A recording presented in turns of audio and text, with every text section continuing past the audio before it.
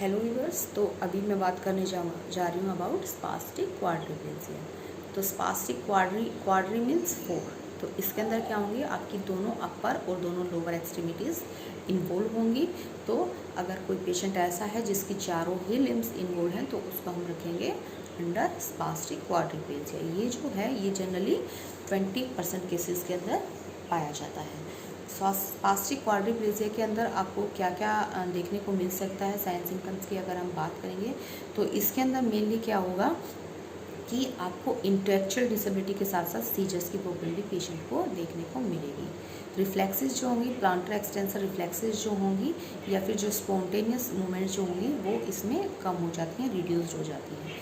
इसके अलावा क्या होती है, सुप्रा बल्बर न्यूक्लियर पाल्सी इसके अंदर होती है। सुप्रा बल्बर न्यूक्लियर पाल्सी होने की वजह से इसके अंदर क्या होगा कि पेशेंट को स्वेलोइंग में प्रॉब्लम होने लग जाएगी। स्वेलोइंग मतलब कोई भी चीज़ निगलना, थूक हो गया, मतलब कोई भी चीज़ अगर आप लेते हैं तो उसको निगलने में आपको प्रॉब्लम होगी।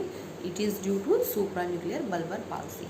इसके अलावा क्या होगा, इस मान लो स्वेलोइंग में आपको प्रॉब्लम हो रही है तो पेशेंट को हो सकता है कि बार बार आपको एस्पिरेशन निमोनिया की प्रॉब्लम हो सकती है, क्योंकि पेशेंट ऐसे केस में बार बार एस्पिरेट कर जाएगा। आप कुछ भी लेंगे तो पेशेंट बार बार एस्पिरेट कर जाएगा, तो उसमें हो सकता है कि इन्फेंट को एस्पिरेशन और निमोनिया की प्रॉब्लम आपको बार बार देखने को मिल सकती है।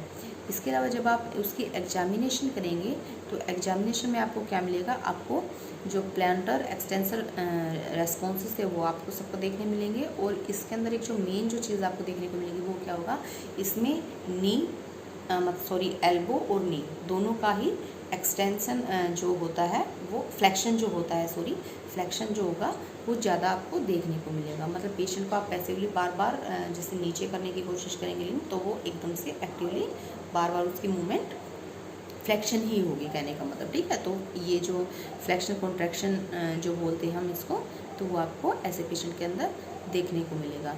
इसके अलावा क्या होगा कि पेशेंट जो एसोसिएटेड जैसे है विजन हो गया, हियरिंग हो गया, ठीक है, या फिर इंटेलेक्चुअल हो गया, ये डिसेबिलिटी आपको देखने को मिल सकती है। और एक पेशेंट को प्रॉब्लम एथिटोसिस की भी आपको इसमें देखने को मिल सकती है। एथिटोसिस होता क्या है, एथिटोसिस जैसे मैंने बताया कि सीपी के सभी पेशेंट को अंदर स्पास्टिसिटी होती है, ठीक, मसल्स के अंदर स्पास्टिसिटी होती है, उनकी टोन जो होती है वो इंक्रीज हो जाती है। तो ऐसे एथिटोसिस हम किसको बोलेंगे, जनरली एथिटोसिस जो है फिंगर्स से स्टार्ट होती है, फिंगर्स और टोज से। इसमें क्या होता है कि अपने आप से ही इस तरीके की मूवमेंट बच्चे को आपको देखने को मिलेगी, कम ज़्यादा, मतलब पेशेंट अपने आप से इस तरीके की मूवमेंट करेगा, ठीक है, उसको एथिटोसिस बोलते हैं। तो अगर कम है तो फिंगर्स और टो में मिलेगी, अगर ज़्यादा है तो पूरे लिम्स के अंदर भी देखने को मिल सकती है। तो ये था आपका about clinical features, clinical sign और सिम्टम्स। अगर मैं बात करूँगी आपकी एमआरआई की, तो एमआरआई के अंदर जैसे मैंने फर्स्ट में बताया था कि फोकल सेरिब्रल इस्चीमिया होगा। नेक्स्ट मैंने बताया था पीवीएल मेन होगा डायप्लेजिया में। वहीं इसके अंदर भी क्या होगा कि पीवीएल की प्रॉब्लम क्वाड्रिप्लेजिया के अंदर भी मिलेगी। पीवीएल के अलावा इसके अंदर क्या मतलब मेन हो सकता है, इसके अंदर मल्टीसिस्टिक एनसेफेलोमलेसिया की प्रॉब्लम भी आपको देखने को मिल सकती है, या फिर कोर्टिकल रीजन्स के अंदर भी मालफॉर्मेशन होने की वजह से भी आपको क्वाड्रिप्लेजिया की प्रॉब्लम हो सकती है, ठीक है। मेनली तो जैसे अब तक मैंने जो तीनों बताए हैं उनके साइन सिम्टम देख के भी आपको पता लग सकता है, क्योंकि इजीली आप फाइंड आउट कर सकते हैं, ठीक है।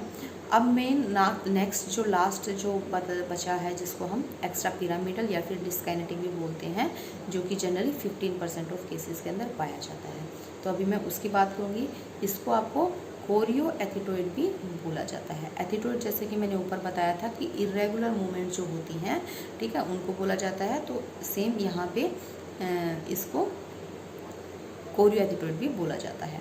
वहीं पे अगर इसके डिस्काइनेटिक या फिर एक्स्ट्रा पिरामिडल की मेन जो साइन सिम्टम होगा इसके अंदर वो क्या होगा, इसके अंदर पेशेंट जो है वो हेड लेग की पोजीशन होगी। मान लो आपका जो पेशेंट होगा वो प्रॉपर तरीके से हेड जो है उसको रेगुलेट नहीं कर पाएगा, ठीक है। तो हेड लेग LAG मतलब ऐसे पीछे की तरफ ऐसे लटका हुआ होता है इसके अंदर हेड, जब भी आप बेबी को खाना चाहेंगे, ठीक है।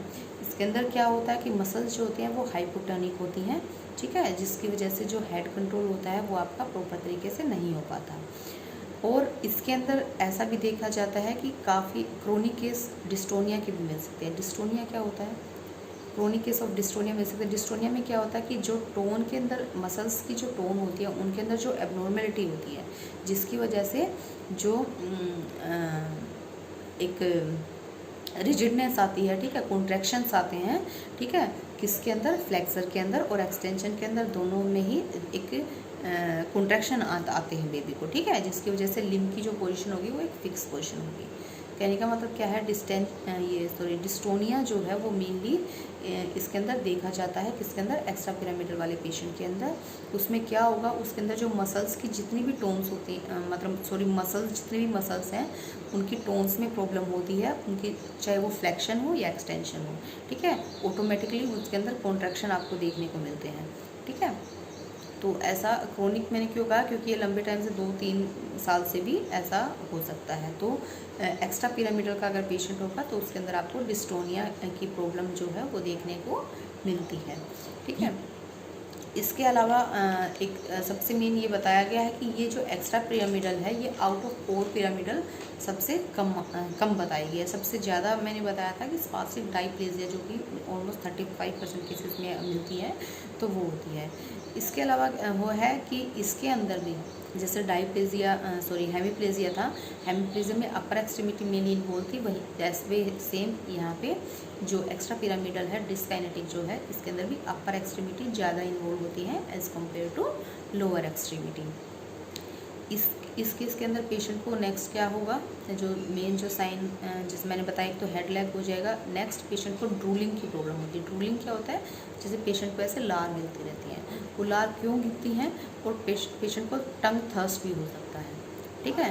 क्यों, क्योंकि इसमें क्या होता है कि ओरोफेरेंजियल मसल्स और इसके साथ साथ मैंने बताया कि इसके अंदर स्पीच की प्रॉब्लम, जैसे ड्रूलिंग हो गया, ठीक है, और ड्रूलिंग होगा, टंग थ्रस्ट होगा, तो पेशेंट को ऑब्वियस सी बात है बोलने में भी प्रॉब्लम होगी, तो स्पीच प्रॉब्लम भी होगी इसमें। ऐसा क्यों होता है, क्योंकि ये जो पेशेंट होता है इसके अंदर ओरोफेरेंजियल जो मसल्स हमारी होती हैं, ठीक है, वो इन्वॉल्व होती हैं, तो जिसकी वजह से पेशेंट को ये सब प्रॉब्लम होती है। इसके अलावा जो अपर मोटर न्यूरॉन जितने भी साइंस हैं वो आपके इसके अंदर प्रेजेंट नहीं होते हैं, ठीक है।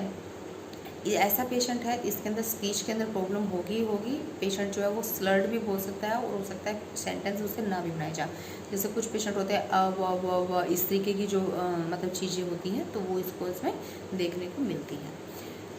अगर मैं इसकी MRI रिपोर्ट की बात करती हूँ तो इसमें भी 76% ऑफ केसेस में आपको जनरली लीजन तो बेसल गैंग्लियन में देखने को मिलेंगे और नेक्स्ट थैलेमस में, ठीक है। मेनली फर्स्ट में सेरिब्रम में देखने को मिला था, सेकंड में आपको PVL की मेन प्रॉब्लम मिली थी, थर्ड में भी PVL के साथ साथ एंट्रोमिलेसिया की भी प्रॉब्लम आपको देखने को मिली थी। लेकिन यहाँ पे क्या होगा, यहाँ पे आपको वही साइट होगी बेसल गैंग्लियन और थैलेमस के अंदर। अबाउट 76% ऑफ केसेस के अंदर आपको इंजरी यहीं पे देखने को मिलेगी। इसके अलावा बाकी जो चीज़ें हैं वो आपको सेम मतलब हो सकता है कि आपको सेरिब्रम में भी प्रॉब्लम हो, लेकिन मेन जो फाइंडिंग होगी वो वही होगी, ठीक है। इसके अलावा एक और डिजीज़ बताई गई है जिसका नाम है सैगवा डिजीज़। सैगवा डिजीज़ होता क्या है, इसके अंदर क्या होगा कि हो सकता है कि मान लो किसी पेशेंट को डिस्टोनिया है, ठीक है, और उसकी MRI रिपोर्ट में आपको ये सब फाइंडिंग ना मिले, ठीक है, जो मैंने अभी बताया थैलेमस में या गैंग्लियन में आपको प्रॉब्लम ना मिले, MRI रिपोर्ट नॉर्मल हो सकती है, लेकिन इस ऐसे केस में ज़रूरी है कि आपको एक प्रोटीन होती है जिसका नाम होता है डाईहाइड्रोक्सी फिनाइल एलानिन। इसका जो लेवल होता है वो आपको बढ़ा हुआ मिलता है। तो और अगर डाईहाइड्रोक्सी हाइड्रोएलामिन का लेवल अगर आपको मिलता है तो आप इजीली पता लगा सकते हैं कि पेशेंट जो है वो अंडरगो डिस्टोनिया है, और लेटर स्टेज के अंदर पेशेंट अंडर से भी जा सकता है। तो ये सब था। और ऐसे पेशेंट का आप CSF वगैरह भी इन्वेस्टिगेशन के लिए भेज सकते हैं। एसोसिएटेड सिम्टम वही इस केस में भी वही रहेंगे, जैसे पेन मिलेगा पेशेंट को, बिहेवियर प्रॉब्लम मिलेगी, कोग्निटिव प्रॉब्लम मिलेगी, ठीक है, लर्निंग डिसेबिलिटीज़ मिलेंगी। तो ये सब एसोसिएटेड सिम्टम